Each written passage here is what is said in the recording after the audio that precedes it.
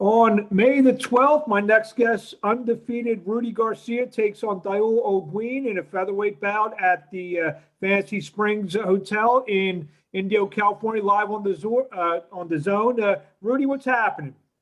Hey, how are you, Mark? Nice to meet you. But my pleasure, my pleasure. We got this fight take on the veteran Dihul Olguin, a guy I've seen fight a lot here on the East Coast. He's one of those guys that if you're a prospect, you need to get by him. What are your thoughts on the fight? So far on what I observed from the footage that I've seen, he's a tough fighter and he comes to fight. So I'm prepared to fight all the way to the end, like I usually do. But he does seem pretty tough, so I expect for it to be a pretty difficult fight. 12-0-1 with 2 knockouts. Tell us a little bit about yourself for some of the fans who haven't seen you so far in your journey. I always bring an action-packed fight to the table, so expect a very action-packed fight. Your last fight, you fought Victor Morales, again, an undefeated guy like yourself, fought to a draw. Tell us a little bit about that fight and what you thought the outcome should have been. Well, I know I won, so there's no question of that. Unfortunately, boxing is like this. I came in as the B side, just fine. I like being the underdog. I like being underestimated, which I think is what happened and resulted in what happened. But if that fight were to ever be offered to me, and it's either for a little bit more money or another title shot, I take it. But other than that, I'm looking to get a bigger fish if possible. Whatever leads me to that world title is what I'm here for. He's fighting on the same card. It sounds like you feel like you have some unfinished business with him. Do you look see what he does? I know you're focused on your fight, but is a little part of you kind of interested in what he does on Thursday night? I'll probably sit down and watch him. I mean, obviously he's where he's at because he has some talent. So I'd probably sit down and watch him after I fight. I'm pretty sure. I think he might be. Obviously, he'll probably be ahead of me or closer to the main event in the fight. So I think I'll have an opportunity to see him fight. At 23 years old, from Los Angeles, California. Tell us a little bit about yourself, your amateur career, some of the accolades that helped get you to this point. 25, by the way, 26 this year. Okay. I think BoxRec said 23. Shame. Right. I don't think they've updated it. Actually, it says 25 now. I must have misread. So 25. Right. So yeah, I grew up here in South Central. I did it to get out of the bad area. I mean, I lived in a bad area. I knew I wanted to fight since very little. My dad kind of, it's not brainwashing, I guess, but I was always around it, and I just fell in love with the sport. So from there, I started off at Hoover Gym, which is knocked down now, doesn't exist anymore. But many greats fought there. A lot of big professionals there. And then from there, they knocked it down. I went to Broadway Gym. I had my first fight at 8. So I trained for 2 years before my first fight. I was 6 years old when I started. And then, then from there, my amateur career started, and I started fighting. At, I think it was 15, I made the Junior Olympic team. I went to the Junior Olympics. I actually fought Shakur Stevenson in the semifinals, if I'm not mistaken. And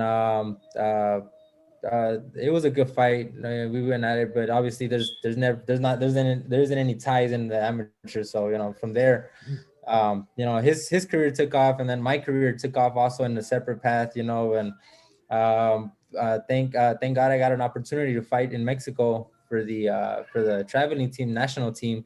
I made the national team there too. I fought in Puerto Rico representing Mexico in the international team too. So at the very end of the day, and I also I got silver in the Olympic qualifiers too here in the U.S. So I fought what was his name? He just fought too. I forgot his name, but his name's they call him B-Hop. I Oh, forgot. Chris Colbert. Yeah, Chris Colbert. There you go. Very good, talented fighter also.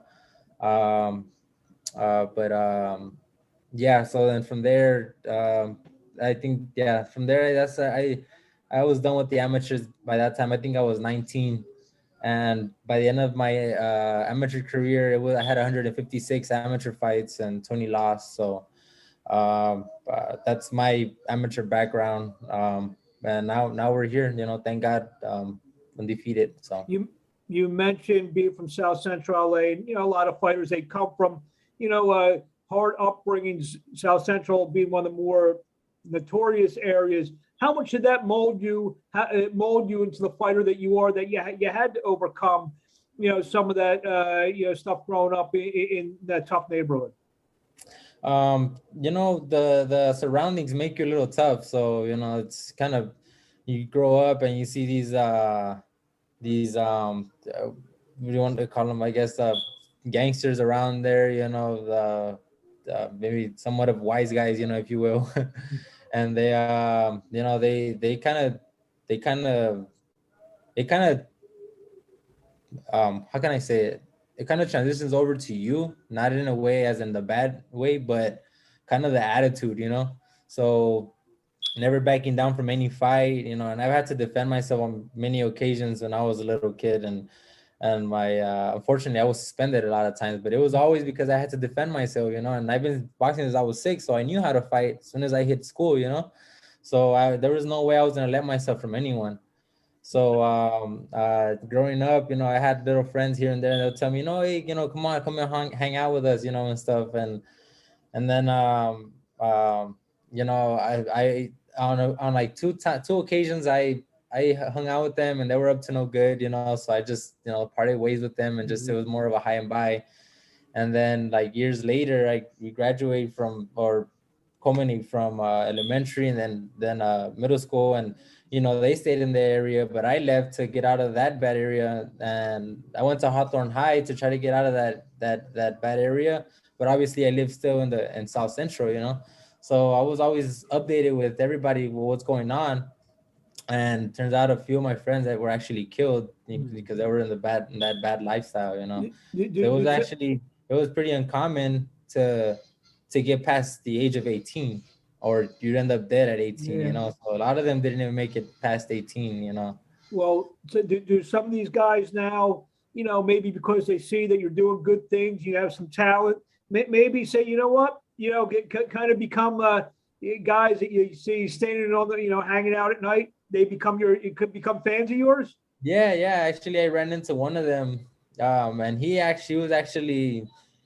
I say was because he passed away recently too, and he was actually my age, which is surprising, And he's like, "Hey, me and you got in a fight, in elementary. Remember that?" And I was like, "Yeah, but that was a long time ago, man." I was like, I probably, murk him now, even also, but nah. But I didn't want to, tell him that or anything like that. I just, it was a high and by. He's like, "Man," I see you doing good, man. Good job. I'm like, "All right, thanks, man. I'll see you around." And unfortunately, he ended up dead also. So it almost kind of validates you in the area, almost when they see that you're doing good things. Yeah. It's cool. It's always fun, but it's a little sad too. I wish everybody that I grew up with were like that. But hey, there's also good stories too. A lot of the people that I grew up with, some of them are off being doctors and stuff. So that's awesome. I'm happy for them. There you have it. Anything you want to say to the fans out there in closing before we see you Thursday night, May 12th at the Fantasy Springs, India, taking on Dihul Olguin? Yeah, I just want to tell everybody, thank you for the support, the people who know who I am, the fans have been following up. I promise you guys, there's always going to be an action-packed fight, and I hope to see you guys there on May 12th. Well, we thank you for a few minutes of your time, and we wish you best luck, and we hope to talk to you along the way. Thank you. Thank you very much, Mark. Nice to meet you. Thank you, Cecilia. Thank you, Mark.